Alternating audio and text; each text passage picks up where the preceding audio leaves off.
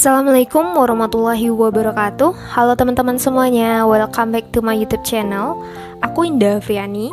Kali ini aku akan berbagi gimana cara belajar aku dalam mempersiapkan TWK. Ini pure adalah cara aku. Perlu aku tekankan dulu bahwa cara aku ini hanya untuk orang yang mau belajar dan yang mau repot. Nggak ada yang instan cara belajarnya, semua butuh usaha. Belajar dengan keras mungkin bisa membuat kita menjadi malas untuk belajar. Beda halnya dengan kita belajar cerdas. Dalam mempelajari TWK, kita tidak perlu membaca buku-buku tebal setiap harinya. Kita harus memiliki jadwal dan target. Ingat ya teman-teman, lulus PG saja tidak cukup. Kita harus berusaha mendapat nilai yang tertinggi. Memang pelaksanaan tes SKD masih lama, namun belajar mepet dengan tanggal tes adalah hal yang salah.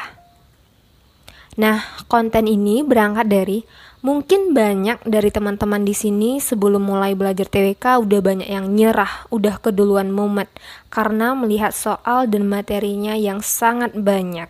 Hal itu karena teman-teman tidak mengelompokkan materinya dengan baik, sehingga semuanya bercampur aduk.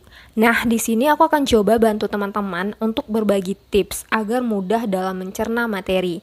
Baiklah, langsung saja kita masuk ke tips yang pertama. Belajarlah sesuai dengan kisi-kisi Permenpan nomor 27 tahun 2021. Pelajarilah hal-hal yang ada dalam kisi-kisi Permenpan nomor 27 tahun 2021. Seperti contoh gambar berikut. Jadi, kisi-kisi untuk TWK tahun ini terdiri dari nasionalisme, integritas, bela negara, dan pilar negara. Nasionalisme dengan tujuan mampu mewujudkan kepentingan nasional melalui cita-cita dan tujuan yang sama dengan tetap mempertahankan identitas nasional. Integritas dengan tujuan mampu menjunjung tinggi kejujuran, ketangguhan, komitmen, dan konsistensi sebagai satu kesatuan sikap untuk mencapai tujuan nasional. Bela negara dengan tujuan mampu berperan aktif dalam mempertahankan eksistensi bangsa dan negara. Nah, yang terakhir, pilar negara dengan tujuan mampu membentuk karakter positif melalui pemahaman dan pengamalan nilai-nilai dalam Pancasila, Undang-Undang Dasar Negara Republik Indonesia tahun 1945, Negara Kesatuan Republik Indonesia, dan Bhinneka Tunggal Ika. Dan yang kedua, pelajari materi dengan cara memahami. Jangan baca, pahami dengan menggunakan mind mapping. Nah, apa itu mind mapping? Mind mapping atau pemetaan pemikiran adalah suatu metode untuk memaksimalkan potensi pikiran manusia dengan menggunakan otak kanan dan otak kiri. Mind mapping dapat membantu kita menguraikan rincian dari suatu topik sehingga memahami konsepnya secara menyeluruh, yaitu sama dengan kita membuat uraian-uraian dengan bahasa yang lebih sederhana. Buat teman-teman yang belum pernah mengikuti tes CPNS, soal CAT adalah HOTS, Higher Order Thinking Skills.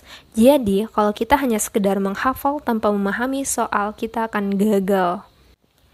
Nah, setelah teman-teman tahu apa saja yang mesti dipelajari, silahkan teman-teman pelajari per materinya.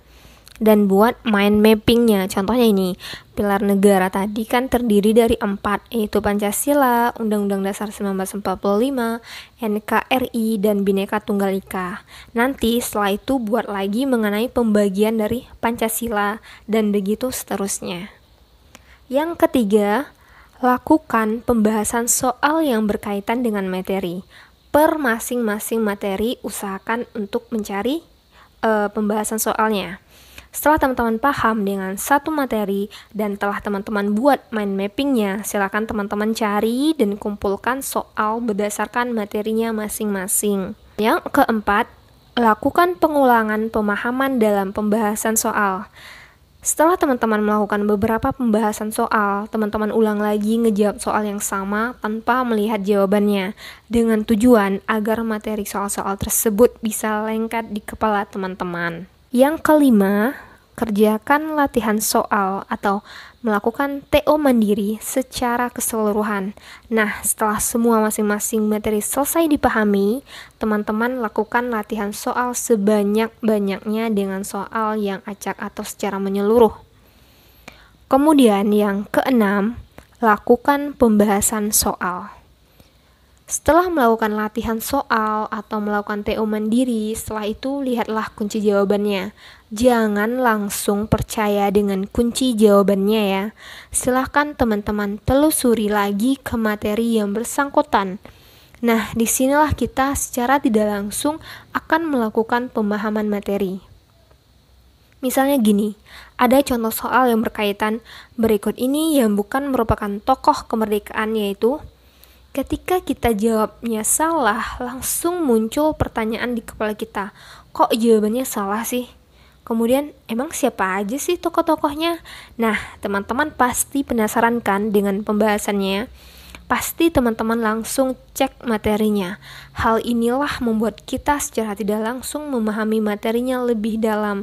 Dengan cara yang seperti ini, membuat materi soal akan lengket di kepala kita. Yang ketujuh, lakukan pengulangan pemahaman. Setelah mengerjakan beberapa puluh soal ke depannya, jangan lupa untuk membaca kembali soal-soal yang telah dibahas. Nah, itulah cara aku dalam memahami materi TWK. Intinya dari semua caraku ini adalah gimana caranya kita memahami dengan mudah. Pertama, lakukan pembahasan soal per materinya. Kemudian, lakukan pembahasan soal secara menyeluruh. Dengan proses ini akan membuat kita lebih akrab dengan soal dan materinya. Oke teman-teman, sekian video dari aku. Semoga apa yang aku sampaikan bisa bermanfaat. Jangan lupa untuk like, comment, and subscribe. Thank you, sampai jumpa di videoku selanjutnya.